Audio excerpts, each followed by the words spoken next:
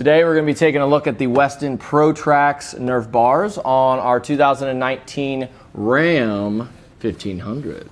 Before I go into anything else, I just think that these look really good on this Ram. I don't know if it's just maybe the color combo with this Ram, but it definitely does add to the looks of it. And that's kind of why I get running boards, but also it's to help you get in and out of your vehicle. This one isn't lifted, but it does have some knobby tires, so it's a little bit bigger.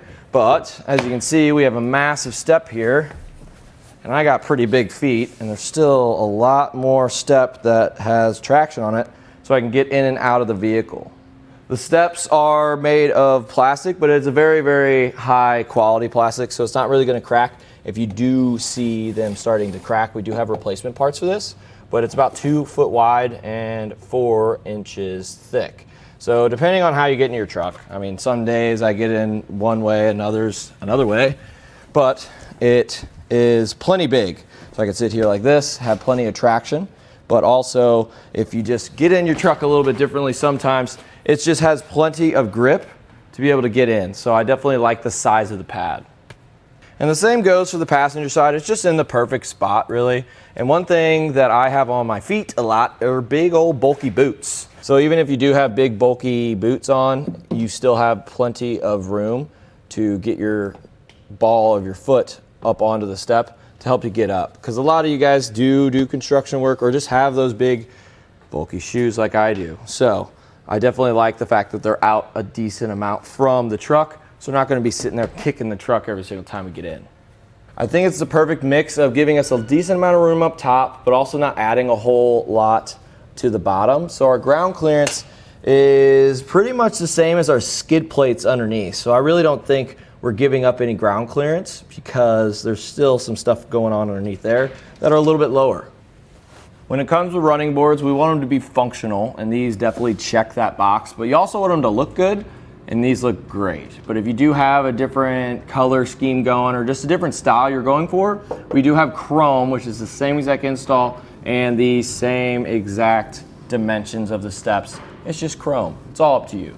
The instructions that come with the running boards are not the best. So just watch the video and Adam's gonna take care of you.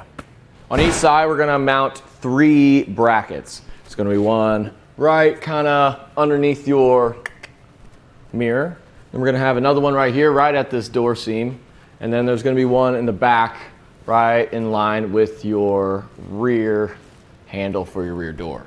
So we have 3 studs, and that's what we're gonna be using to mount our brackets. But notice there is a little bit of paint on the end, so some of them might give you a little bit of trouble right when you start to thread them in.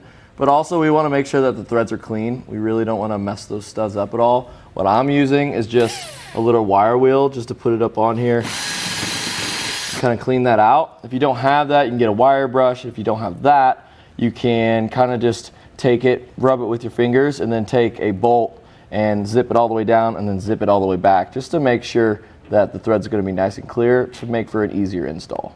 I've installed a lot of running boards and the instructions are subpar. So let's see if Adam can make it a little bit easier for you. Step 1, get all your brackets out. And we do want to take our little bracket here, see how it kind of bends up. We want that to be towards the higher end. And we're gonna have a carriage bolt that goes through the little square. And then we're gonna have a washer, lock washer, and a nut. We don't wanna tighten this down. You wanna keep it nice and loose.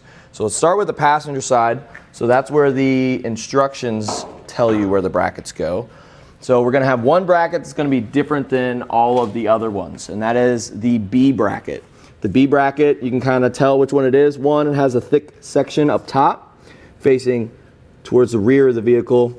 We have the second bracket, which is going to be facing the front of the vehicle, and then the bracket that's welded on right here to connect to our running boards is also facing towards the front. There's only one of these and they're not stamped, so this is B. And then you go down to the second one, which is going to be the same on the driver and passenger side, and this is your A bracket. The only thing you need to know to find out the A bracket, you see how skinny this is up there? That is the A bracket, so you can install that there.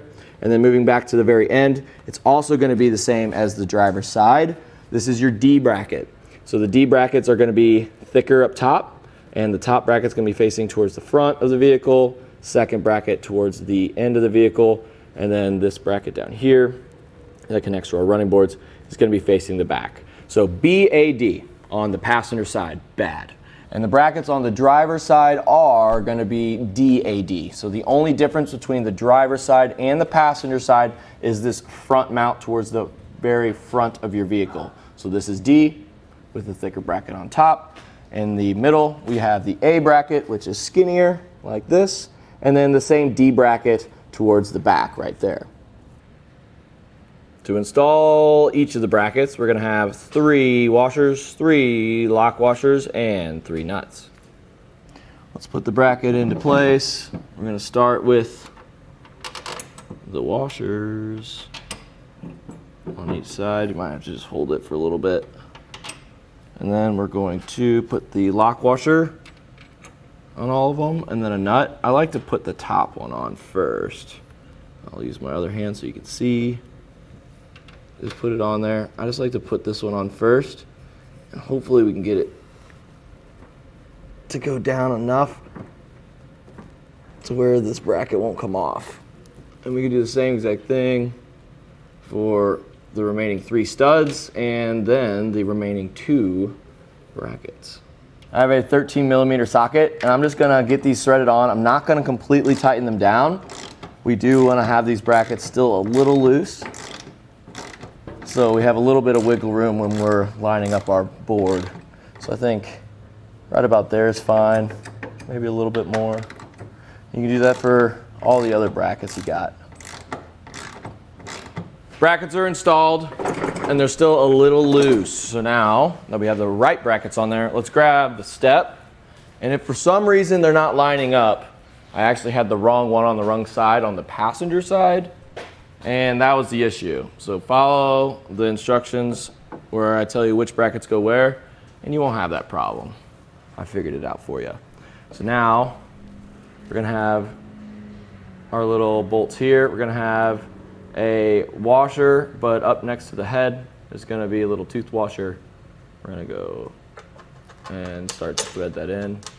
And again, we don't really want to completely tighten these down. I just want to get them on there. And there's going to be 2 for each bracket. We have 1 Allen key that comes in our kit, and that's going to work with this. You can tighten those up a little bit,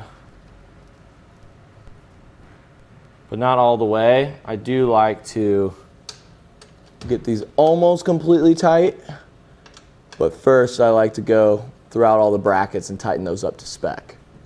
Now I'm going to snug up all 4 bolts for each bracket, and then I'm going to come back with a torque wrench and torque them down to spec.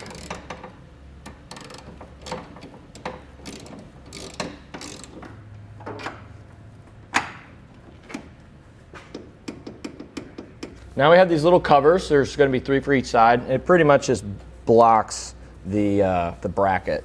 So all you need to do is just kind of spread this out a little bit.